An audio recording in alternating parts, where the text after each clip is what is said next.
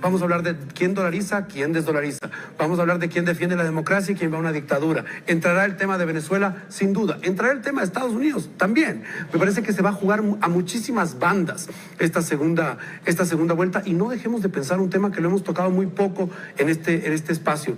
Es el tema de la inseguridad, porque sigue siendo sin duda el principal problema que tienen los ecuatorianos. Y me parece que tuvimos un enero muy difícil, como bien citaba Pedro. Creo que va a haber un momento complejo en el Ecuador de cómo se administra también la gestión de la seguridad, y creo que nos vamos a entrar también en un discurso, ¿sí?, muy de mano dura. Qué importante es la educación mediática para poder votar. Ina Finogénova, todo tuyo. ¿Para qué me invitan? El análisis internacional de Ina Finogénova. Bueno, otras elecciones en Ecuador, otra vez segunda vuelta. El resultado, teniendo en cuenta lo que se ha escrutado hasta el momento, está muy reñido, así que tocará esperar 2 meses más, hasta el 13 de abril, cuando se celebrará la segunda vuelta, para conocer el resultado definitivo. Las informaciones que llegaban una vez cerradas las urnas parecían tener una intención clara, ya lo hablamos por aquí, ¿no?, la de instalar a Daniel Noboa como ganador. Los primeros resultados que otorgó el Consejo Nacional Electoral le dieron una ventaja de 12 puntos que Luisa González achicó en las posteriores horas. También se hizo pública una encuesta a pie de urna, esa que repasó Manu, que le daba a Noboa 8 puntos de ventaja. La aplastante mayoría de las encuestas que han circulado antes del domingo, salvo escasas excepciones, vaticinaban una victoria de Noboa en primera vuelta, algo que en ese país solo logró antes Rafael Correa.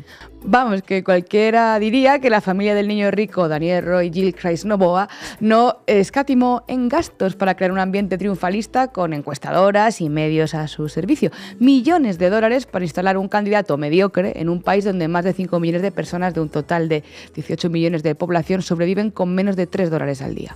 Y de momento de poco les ha servido. Habrá segunda vuelta, 2 meses más de campaña y más debates presidenciales, con un panorama bastante incierto y con un Leónidas Issa, presidente de la CONAIE, la mayor organización indígena ecuatoriana, ocupando un papel casi decisivo, según apuntaba ayer nuestro compañero Alfredo Serrano. Recordemos que en las presidenciales de 2021, en las que se enfrentaba el banquero Guillermo Lasso contra el candidato de Revolución Ciudadana Andrés Arauz, la Confederación Indígena llamó a sus integrantes a emitir el denominado voto nulo ideológico.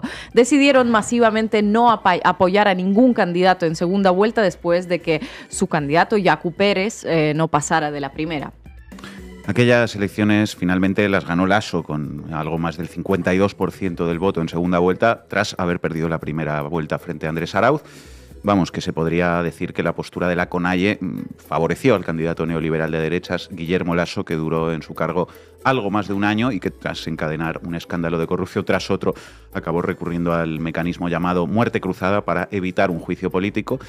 A ver cuál va a ser ahora, esto es muy importante, la postura de la CONAIE en estas elecciones, con un país atravesado por múltiples crisis de seguridad, económica, energética, y frente a un potencial nuevo mandato de Noboa que no propone otro modelo de país que no pase por una militarización sin frenos y una subordinación a Estados Unidos, casi el nivel de vasallaje del mismísimo Milei. Así es.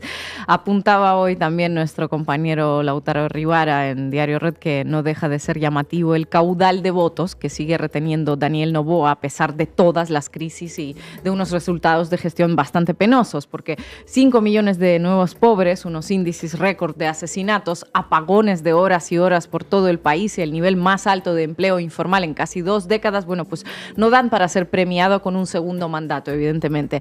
El hecho de que con todo eso saque más de 4 millones de votos no se explica, desde luego, por los logros de sus 14 meses de presidencia, sino por un millonario gasto en publicidad y propaganda.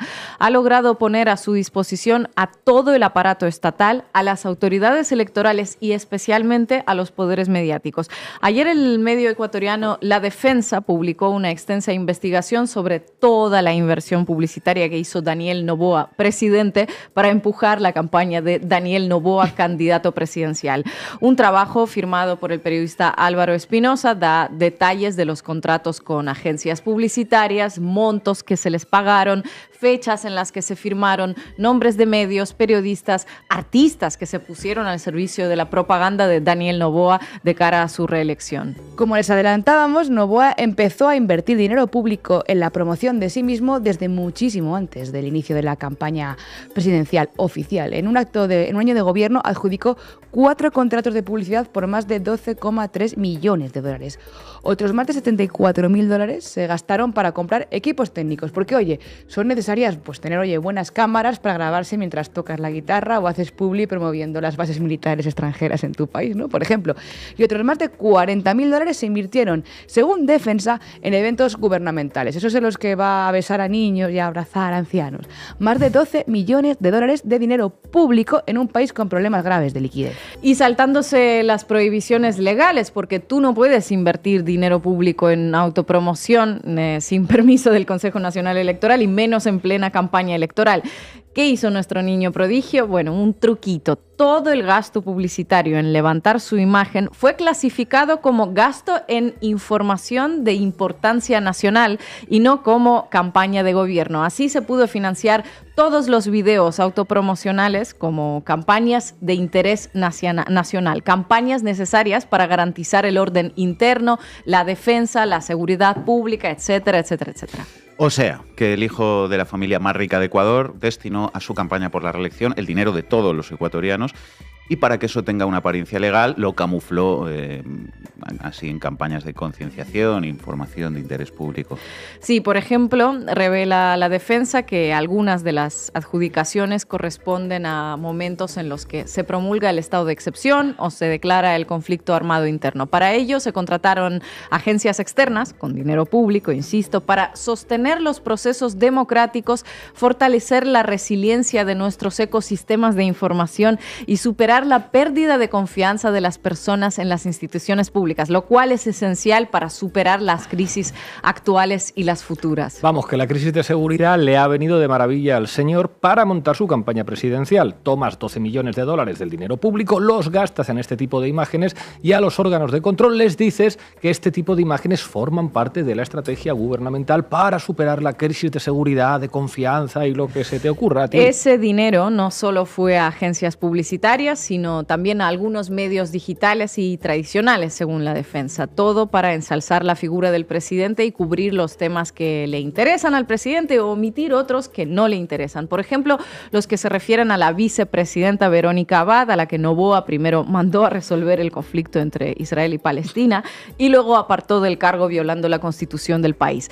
Entre otros medios, la Defensa señala al portal La Data que habría recibido unos $19,000 durante 3 meses, un medio que en parte, dicho sea de paso, pertenece a un personaje sentenciado a 26 años de prisión por feminicidio y que, según fuentes de la Defensa, maneja el negocio publicitario desde la cárcel sin que al gobierno parezca importarle lo más mínimo. Además de cooptar algunos medios digitales, puso a operar como su propia caja de resonancia a los medios públicos, TC Televisión y El Telégrafo. Según fuentes del medio, un hombre identificado como Fausto direcciona los contenidos y la agenda de los medios conforme a los intereses de Noboa. TC Televisión publicó una supuesta investigación acusando a Verónica Abad de manejar un troll center en contra de Noboa y su esposa. Al parecer, la investigación la bajaron los funcionarios del gobierno de Noboa directamente a los directores de ese medio público. Y bueno, no es todo. Noboa cuenta hasta con su propio artista de cabecera, un tal Sarmiento Es Pueblo, que ha empapelado, literalmente en 4 ocasiones, un puente entero con carteles a favor de Noboa.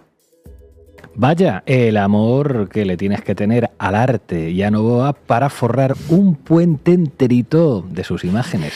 Y no se olviden que todo lo que se hizo a lo largo de esos 14 meses se justificó como un gasto de importancia nacional, que fueron totalmente necesarios los carteles de Noboa para superar la emergencia energética y de seguridad.